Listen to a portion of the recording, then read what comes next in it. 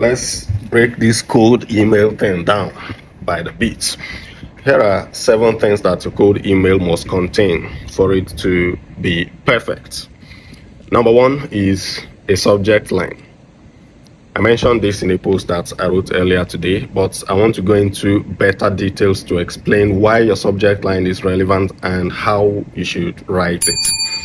Now, when you see a lot of calls for scholarship application, you will find that they will tell you to send an email including your CV or attaching your CV with the subject line this, and that. Maybe application for graduate assistantship or expression of interest in graduate assistantship or something like that. Somebody somewhere sometimes will give you that instruction. Write it this way.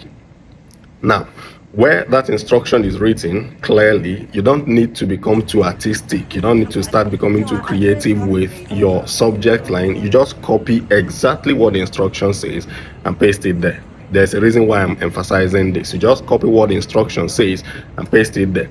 However, there are a number of other cases when the subject line is not defined by the advertiser. And in that case, you need to now start thinking of yourself as somebody who is marketing yourself.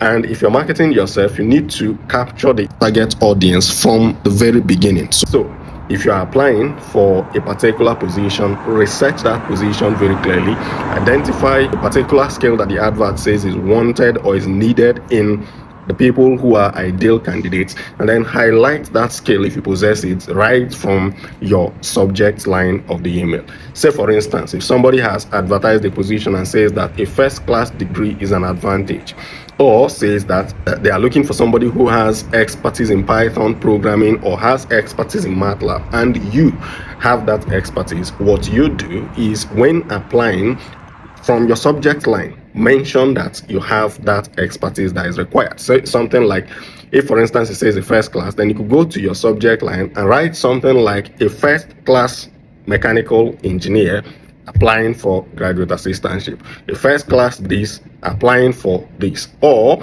a MATLAB expert applying for this, or applying for this position with expertise in this and this and this. So what you want to do basically is to show the person that you have that core component that he or she is looking for.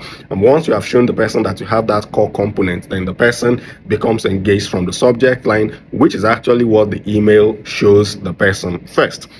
You get that person connected, and then you start moving forward. Before we go to number 2, I want you to share this video out because it's definitely going to help somebody within your network. Like, ask your questions, but most importantly, repost to people in your network. Number 2, every email should have a salutation.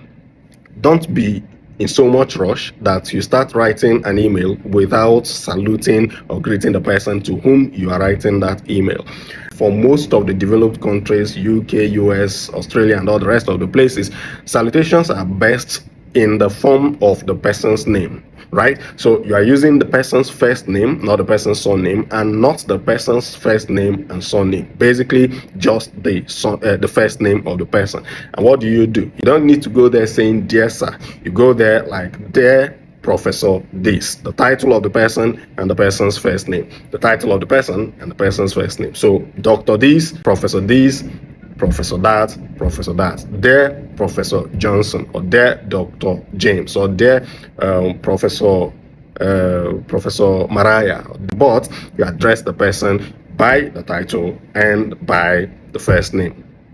All right, this video is looking like already 5 minutes and I don't want to shoot so long, but the next components that should go into your cold email will be your introduction, then the main body of the work. In the main body, you need to address a number of things that I'm going to speak about in the next video, but for now, hold this one, master it, research that person very well so that you know the name of the person to whom you are sending the email. Do not send a cold email to a random person whose name you do not know and whose title you cannot identify. You should be able to conduct that research. In fact, being able to conduct that research is evidence or testament to the fact that you should be fit for the purpose of research. You can find the names in different places. I'm going to talk about that in subsequent videos. Number 3 is the body of the email.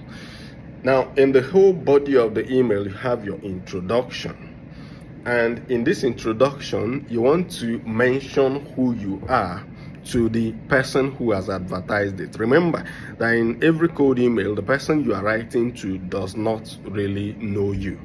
All right, and because that person doesn't know you, you have to introduce yourself. Don't just jump into the email and be like, hello, Professor Johnson, I'm writing to apply for so and so position. The person doesn't know you, even though your email is going to show that person your name, but showing the person your name does not give enough background story to who you are. So it could be somebody like, dear Professor this, I am so and so person with this and this class of degree or specialization in this kind of course.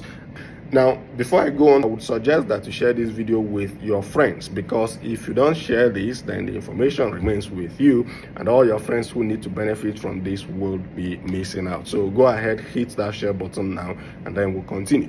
In the subsequent paragraphs, you then go on to discuss how you found that position, why you are interested in the position, and how you are fit for the position.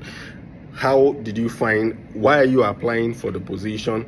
How did you find the position? And how are you fit for the position? So if you have difficulty in remembering this, just think of it as WHH.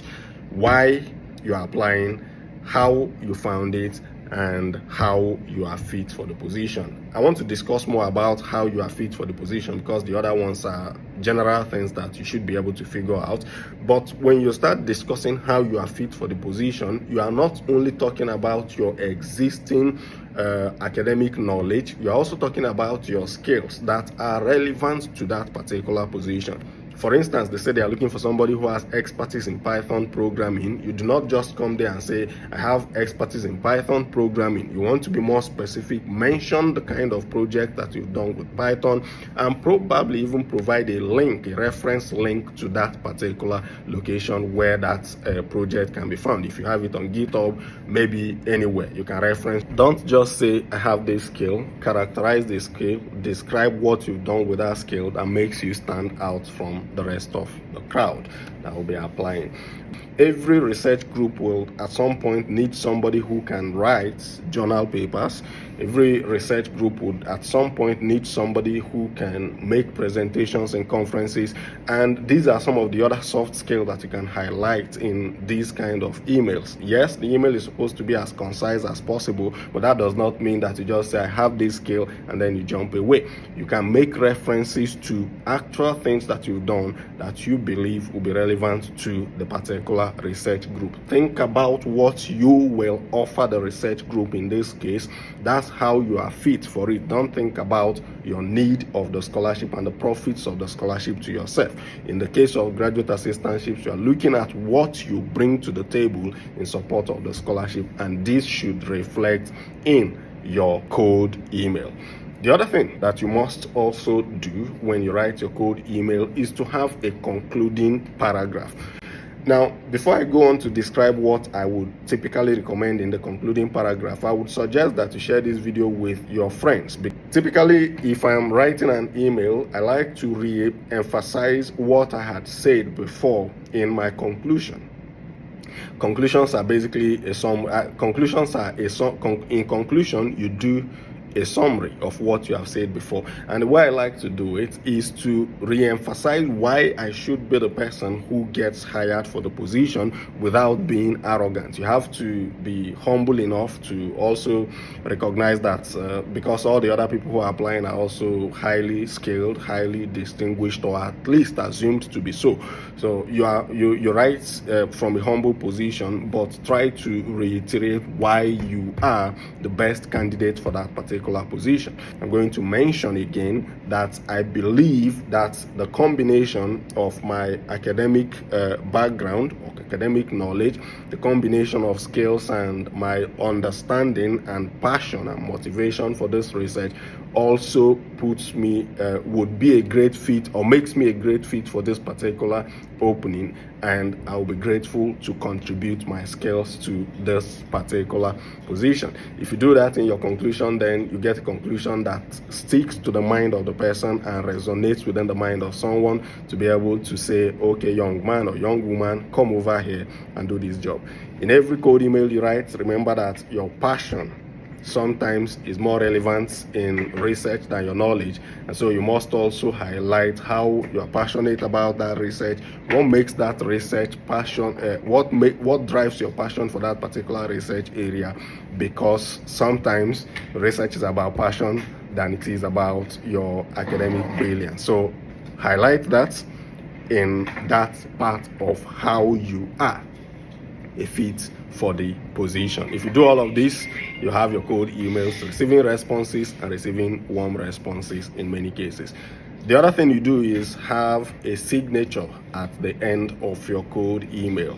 I do that because if somebody wants to reach out to me on the phone, the person should be able to access my phone number. Typically, most professors would reach out via email. They don't generally like to call people by the phone or on the phone, but you never can tell. They could one request, go ahead and share our videos. Stop keeping our videos to yourselves. That's being selfish. And on this platform, we are not selfish. We carry everybody along, and I know that everybody can carry everybody along. Help us to achieve that by sharing this particular video.